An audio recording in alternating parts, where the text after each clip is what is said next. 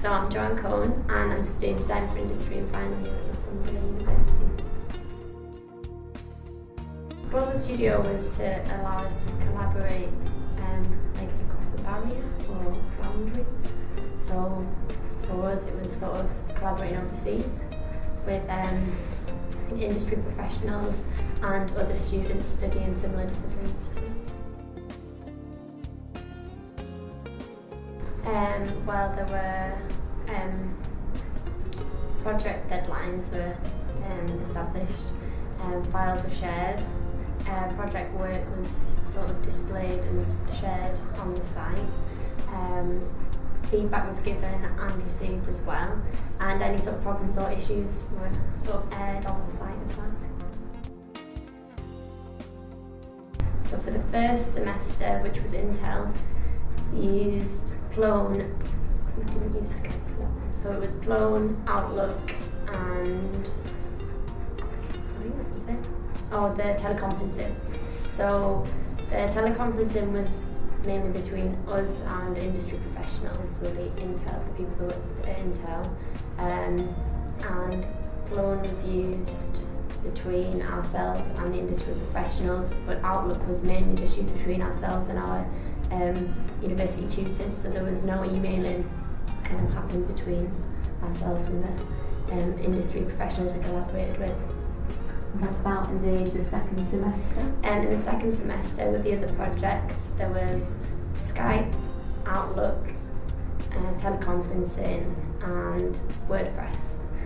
So Skype enabled us to communicate with students on not the spoken chat but the written chat on the bottom of the interface. So that was useful for communicating across the language barrier. The WordPress was used in the same way that Plone was used in the first semester to upload work, share files, give and receive feedback. And Outlook again was just used between ourselves and our university tutors, and sometimes between peers as well.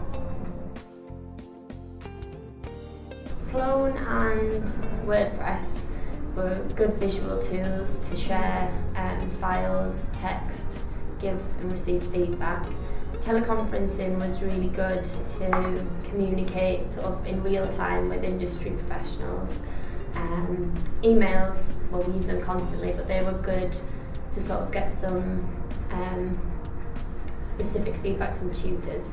So that was sort of aside from the overseas collaboration.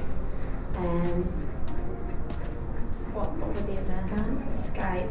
Skype was particularly useful in the second semester, again to overcome the language barrier, and it was better than the teleconferencing because quite often with teleconferencing there would be sort of time delays in speaking, and you would sometimes speak over each other, whereas that didn't happen with Skype.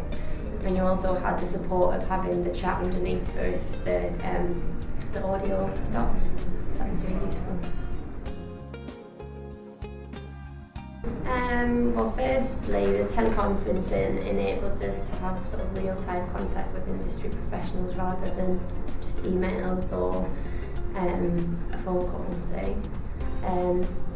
Skype allowed us to have real-time conversations across the language barrier, so rather than trying to communicate over teleconference and there being confusion as to over the regional accents and things, it was straightforward and you could refer to the chat if you didn't understand sort of your language or your accent.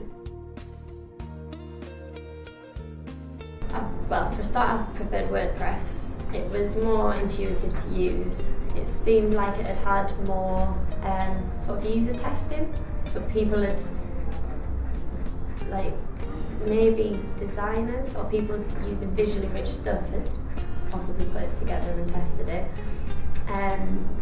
The navigational history of Plone was quite visual, so you had sort of a bit of a tree of where you'd come from, so that was really useful. However, you didn't seem to need that with WordPress because it was more intuitive to sort of navigate through, and it was a bit more like a blog, which is what we're sort of used to navigating through. You didn't really need this history of where you were.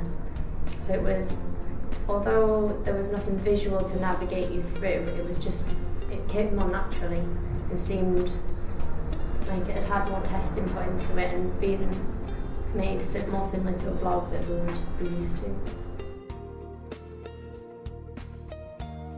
I think I was a lot more prepared because you sort of had deadlines of when you would have presentations, so it would be an arranged time.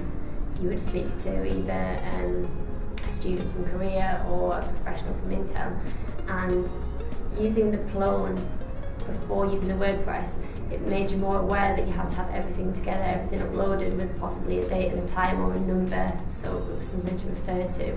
And because the two softwares were different, it wasn't that I specifically knew how to use it, it was just I'd been prepared for the collaboration overseas and maybe with the language and time barrier. So it was just familiarising yourself with the whole situation of collaborating with people you don't know and you're probably never going to meet. So it was good to familiarise yourself with that. So I think it probably prepared me for working in industry, doing virtual stuff possibly.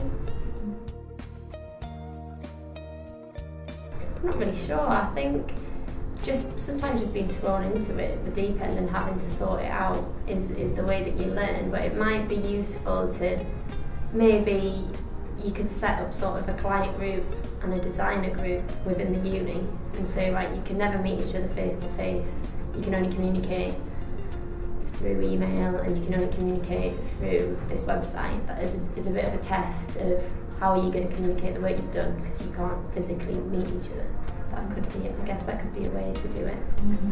I don't know how you would stop people from seeing each other and speaking to each other, but that would really be the only way to sort of prepare you for it, because I think it really hit home how organised and visual you have to be when you're collaborating with people you're never going to see, because you have to plan your time down to sort of 5 minutes, and that 5 minutes needs to be really straightforward. It needs to understand, not sort of a couple of bullet points of text, because it's not engaging or interesting.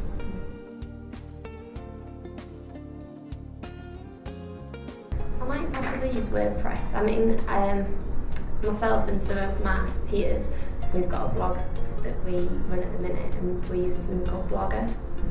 But WordPress, I think it is better than what we're using, so I think we're looking to maybe transfer everything into a WordPress account, because it was quite good. And I know there's a couple of designers here that use that as well. I've been offered an interview for an internship, but because it runs at the same time as my final major project and my exploration project, I can't not be here. Because I would have liked to do a collaboration on my final major project with Motorola. But I could do it, but I have to do it from here, and that's not what they want, so it's kind of postponed, I guess, or maybe hopefully. But no, it definitely prepared me for sort of maybe virtual meetings with clients, because that's essentially what it was. And I know that happened when I was on placement this year. There were often teleconference client meetings, which I wasn't involved with. Having been involved with them in Northumbria, I would have felt confident doing that.